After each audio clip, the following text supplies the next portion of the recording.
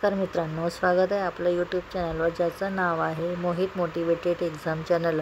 आज आपण बघणार आहोत महा-टी-टी म्हणजेच शिक्षक पात्रता परीक्षा 2021 साली झालेल्या पेपर 1 मधील मराठीचे प्रश्न। मागील भागात आपण काही प्रश्न बघितले होते, आज आपण त्यापुढील प्रश्न बघूयात। प्रश्न क्रमांक करा। संत म्हणती सप्तपदे सहवासे साधूशी घडते, या ओळीतील अलंकार कोणता?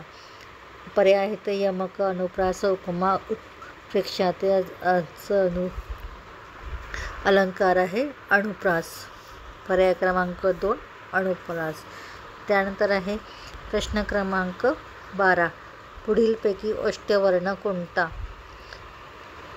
पर्याय आहेत भ, ल, श, ह।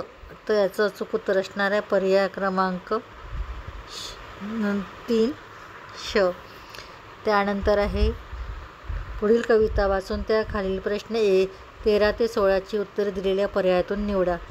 पुढे कविता दिली आहे, त्यातील प्रश्न 13 ते 16 हे प्रश्न कवितेतून ओळखून आपल्याला लिहायची आहेत, शोधायची आहेत। कोपरासी गुणगुणत अन अभंग, उभा केव्हाचा एकतो अपंग। भोवतालाचा अंधार तो निमाला, हृदय त्याच्या जणू जात आश्रयाला। जीव झाली ओरडून शोष, 4 दिवसाचा त्यातही उपास। नयन थिजले थरथरती हातपाय, धृप देण्याची उभे मूर्त काय। किव यावी पण त्याची कुणाला, जात उपहासुनी परसला कराला। तोच येई कुणी परतून मजूर, बघून दीन त्या उधादून। म्हणे राहिले दीन एक मी उपाशी, परी लाभू दे 2 घास यासी। खिसा ओतुनी तया ओंजळीत, चालू लागे तो दीन बंधू वाट। प्रश्न क्रमांक 13, या कवितेत कोणाचे वर्णन केले आहे? पर्याय आहे भाविकाचे, आजाराचे, अपंगाचे, मूर्तीचे। तर याचं अचूक उत्तर असणार आहे पर्याय क्रमांक 3 अपंगाचे। त्याचे हातपाय काय थरथरत होते? आजारामुळे, उपवासामुळे, दमल्यामुळे, भीक मागितल्यामुळे। त्याचे हातपाय आजारामुळे, उपवासामुळे त्याचे हातपाय थरथरत होते। प्रश्न क्रमांक 15, दीनबंधू कोणास म्हटले आहे? भिकाऱ्यास, धनिकास, मजुरास, ईश्वरास। तर दीनबंधू मजुरास म्हटले आहे। त्यानंतर आहे प्रश्न क्रमांक 16, भिकाऱ्यास बघून मजुराने काय केले? त्याचा ऊर भरून आला, भिकाऱ्याच्या ओंजळीत खिशातील सर्व पैसे टाकले, आपले अन्न त्याला दिले, त्याने त्याला शिव्या दिल्या।